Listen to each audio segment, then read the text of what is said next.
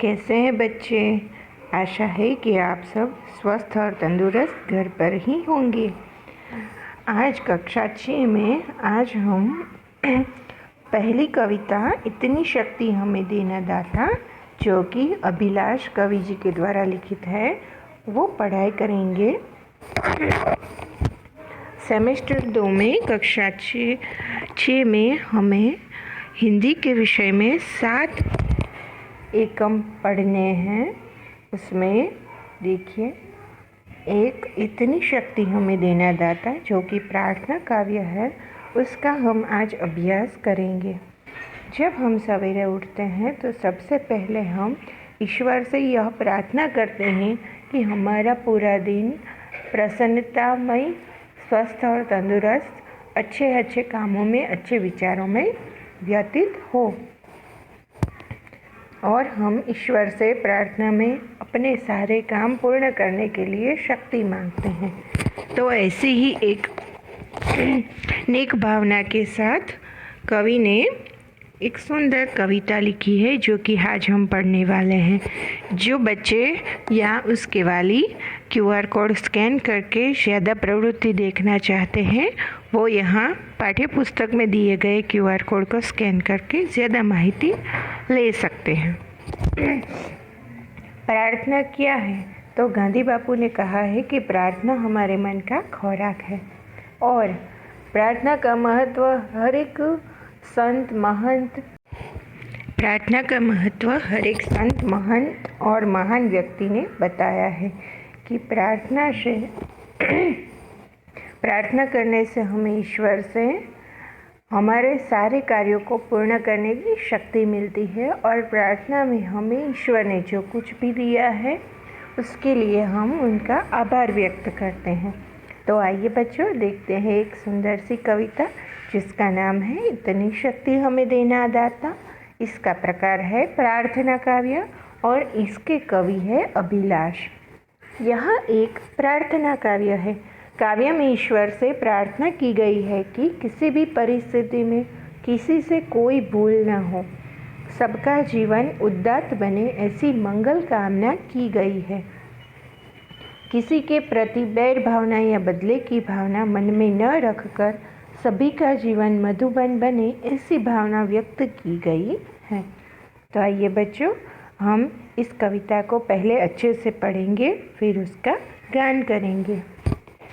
इतनी शक्ति हमें देना दाता, मन का विश्वास कमज़ोर होना, हम चले नेक रास्ते पे, हमसे भूल कर भी कोई भूल होना।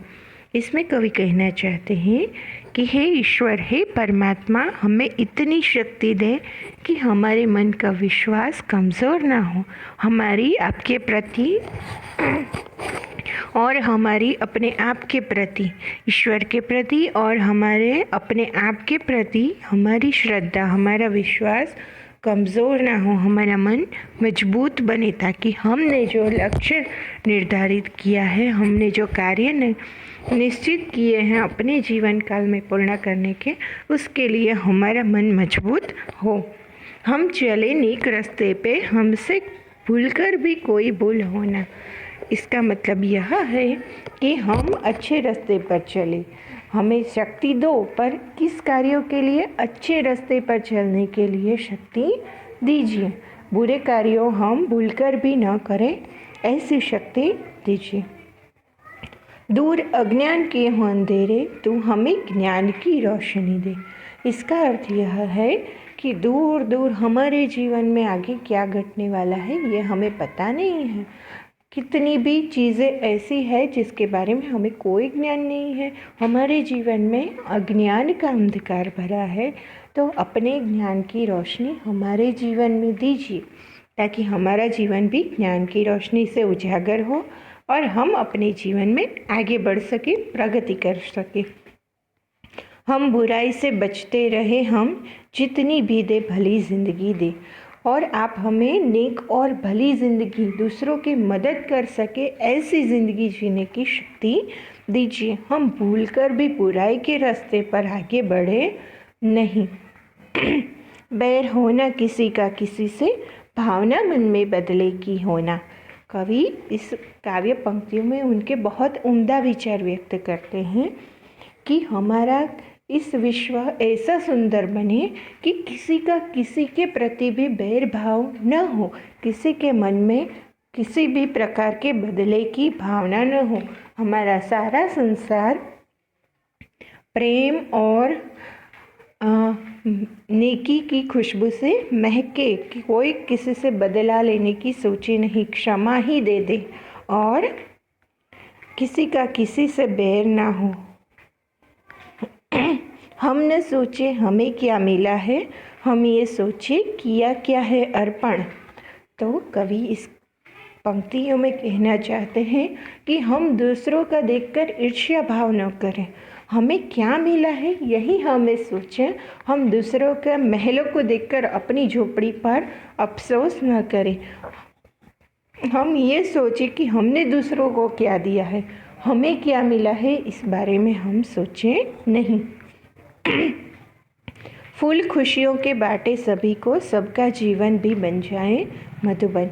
और हम दूसरों को अपने पास जो मिला है, हमें जो कुदरत के और ईश्वर से वरदान मिले हैं, जो अच्छी अच्छी चीज़ें मिली हैं, वो हम अकेले ही न भुगते पर औरों के साथ बांटकर हम खुशियाँ बटोरे, औरों के साथ मिलकर हम उन सब चीज़ों को औरों के साथ बांटकर प्रेम और खुशियाँ बढ़ाए। सबका जीवन भी मधुबन, यानी कि बगीचे की तरह, बगीचे में जैसे तरह तरह के फूल खुशबू फैलाते हैं, वैसे हम खुशियाँ सारे संसार में सभी के साथ बटोर कर सबका जीवन बगीचे की तरह, मधुबन की तरह सुगंधित कर दे। अपनी करुणा का जल तू बहा के कर दे पावन हर एक मन का कोना। सबके मन बैर, ईर्ष्या भाव, द्वेष से भरे हुए हैं, तो हे ईश्वर तू अपनी करुणा ऐसी बरसा, अपनी करुणा अपनी प्रेम का जल ऐसे बरसा कि हर एक मन का कोना कोना पवित्र हो जाए और ये संसार स्वर्ग के समान सुंदर हो जाए। हम अंधेरे में है रोशनी दे, खो न दे खुद को ही दुश्मनी से। हम सजा पाए अपने किए की, मौत भी हो तो सहले खुशी से। कल जो गुजरा है फिर से न गुजरे, आने वाला को वो कल ऐसा होना।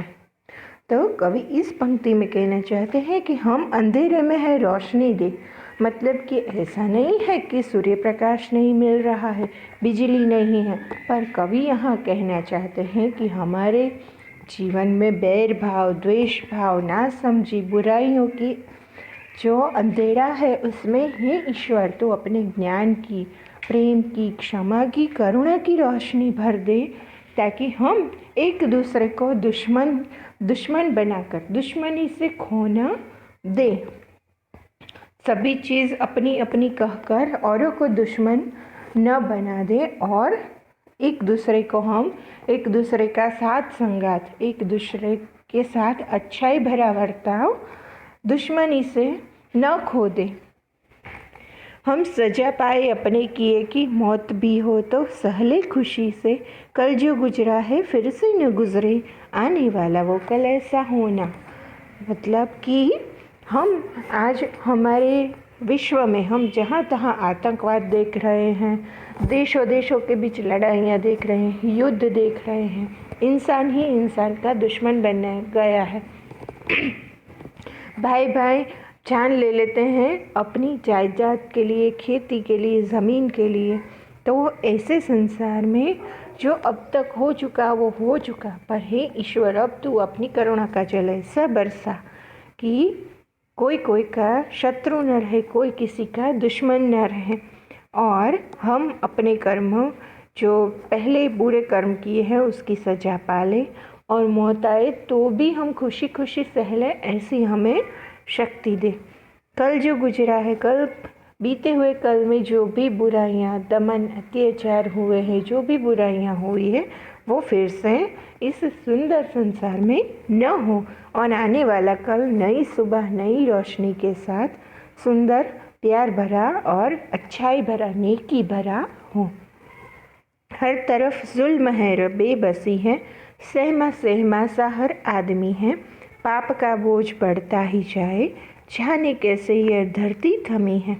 बोझ ममता से तू ये उठा ले, तेरी रचना का ही अंत होना।